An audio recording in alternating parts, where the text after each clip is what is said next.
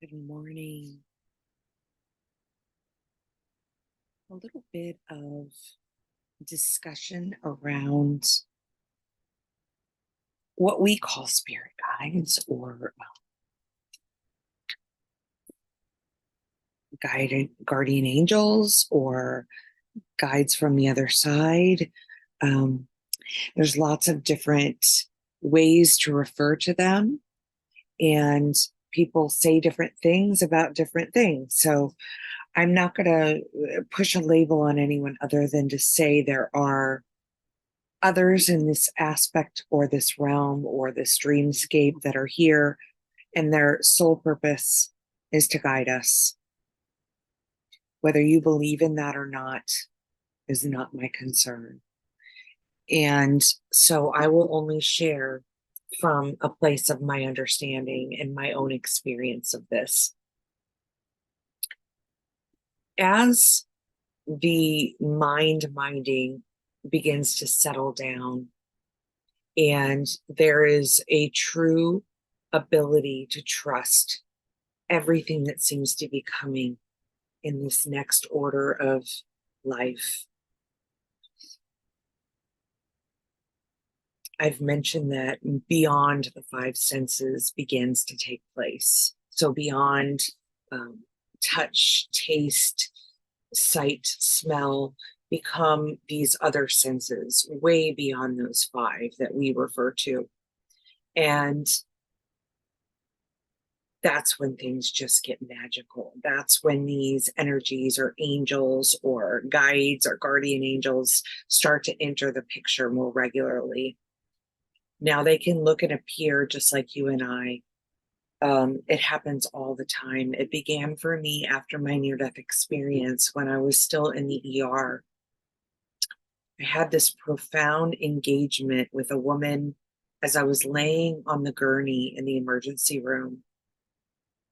I had just committed suicide, and I was very much still under the influence of the drugs and the alcohol, and I could feel it leaving my system, but I was shaky and beginning to experience what I would call coming down or detoxification from all of the drugs and alcohol I put in my system to kill myself.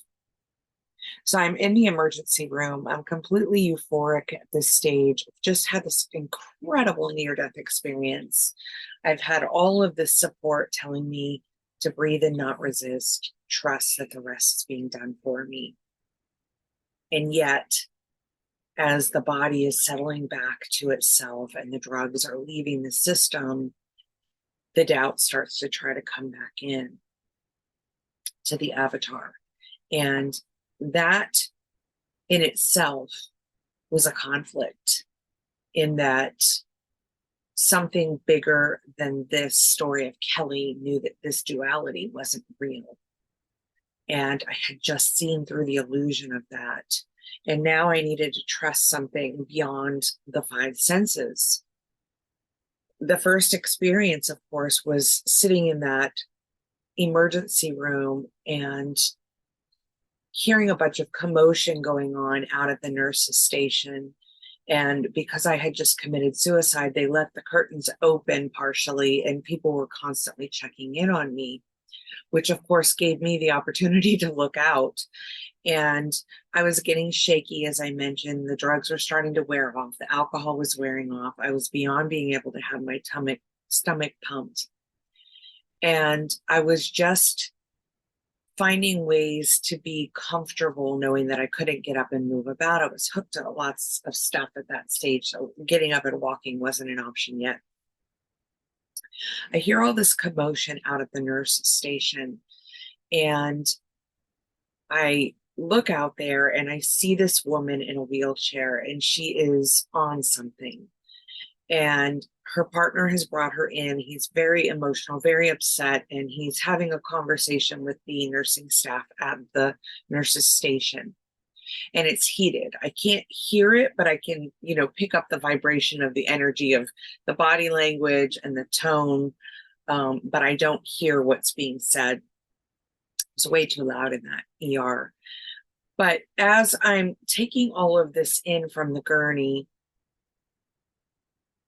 my eyes and the woman in the wheelchair's eyes make contact. And this woman who was, wiggly and on something and very out of her mind, literally, catches eye contact with me, and she becomes still. From this wiggly kind of out of it structure, she becomes still, and our eyes connect. And she gets up out of the wheelchair and she staggers toward me. I don't know how far I was away. You guys should know by now I'm horrible at math and dates. And if it's got a 3 in it, I remember. Otherwise, I don't. But she comes wiggling towards me and literally gets to the gurney and kind of falls on the gurney and right into my eyes. She looks as clear as I'm looking at this screen right now. And she says, "I see you." Sits there for a minute like this. And all I can tell you is that if you stay with my eyes, just like I did with hers, let me get even closer. I want you guys to really see this. This has nothing to do with my eyes, by the way. This is any eyes. Really look. I see you. I see you. Feel that. That's what I felt. This palpable love, this immense love. Hopefully you're feeling it from my eyes because I'm submitting it right now. I see you. See you. I love you. We're not doing this alone. We are here. Us. This oneness that we are. And what this energy of this woman on this gurney was showing me before she was brought back to the wheelchair and sat back down. Regardless of what seems to be going on in the dreamscape with the 5 senses, there is something more profound and more beautiful than that. And as we get clear in this deepening of our understanding, that opens up a whole new realm of possibilities for us in the dreamscape. Call it a glitch in the matrix. Call it an expansion in time, space, in other realms. I don't care what you call it. Call it reincarnation or a new experience, or some people say I'm a walk-in. I left my physical presence and returned to that time and space, more advanced version of my higher self. These names all don't matter, you guys. These labels don't matter. What matters is what you do in the moment. If you're sitting there analyzing it, trying to understand it, telling everybody this cool moment you had, you're missing the opportunity of the silence of what just came to you, for you, and through you. Now, we as avatars in this human experience want to run off and tell people about it, and that's fine, just as I'm doing in this video. But first, get clear within your heart about what it is. That is the biggest piece. The deepest knowingness is this unwavering faith that was for me, that was by me, and that was benefited to me.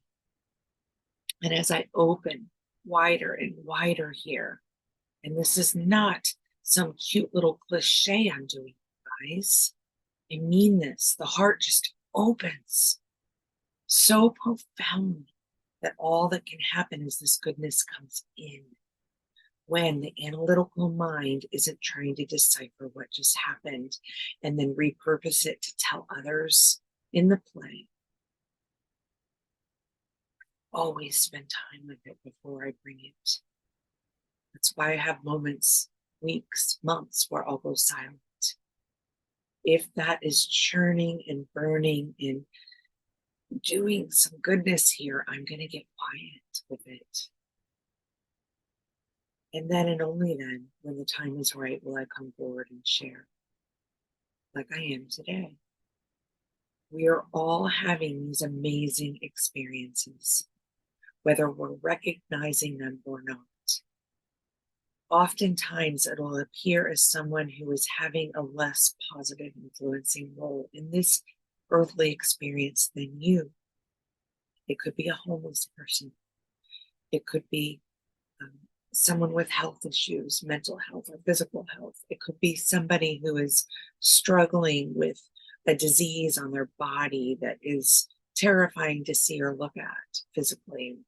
It could be somebody who's stuck in a wheelchair or missing a limb. All these things that seem to trigger a motive within us. I don't want to see that. I don't want to know that. I don't want any part of that. That is God. Each of those, you are a part of that, and we call it God. Having the experience and the expression of these others. Don't think for a moment that any of this is a coincidence. There's no such thing. Not one thing appearing to happen here is a coincidence. Please know this. Your kindness and your openness and your goodness in your heart are lining up what's coming. The vibrational energy and match of that is what's coming into your avatar experience. I could be sitting right next to you and having a completely different outcome. And I'm sure I am, just as you are. We can recreate our versions of what that looks like or what we think that looks like to each other.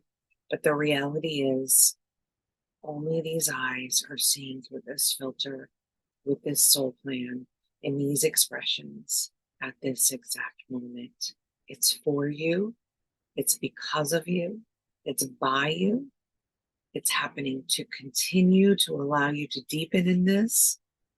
And as long as you see it that way and utilize it that way for yourself, these variances that we like to call free will, these variances that we like to call serendipities or coincidences, are only for you, by you, because of you. Know this. Much love. Until next time. I see you. I so see you. I'm going to give a moment of Shakti here. Pure, intentional, driven, just for you. So for all of you who message me and say, your video felt like you were speaking to my heart today. Your love language was communicating to me. Your eyes were sending me a message. Your voice was hitting the vibrational chords of my heart. Absolutely. I am you. You and I are connected in this. There's no separation. What you are experiencing in this Shakti book is very real.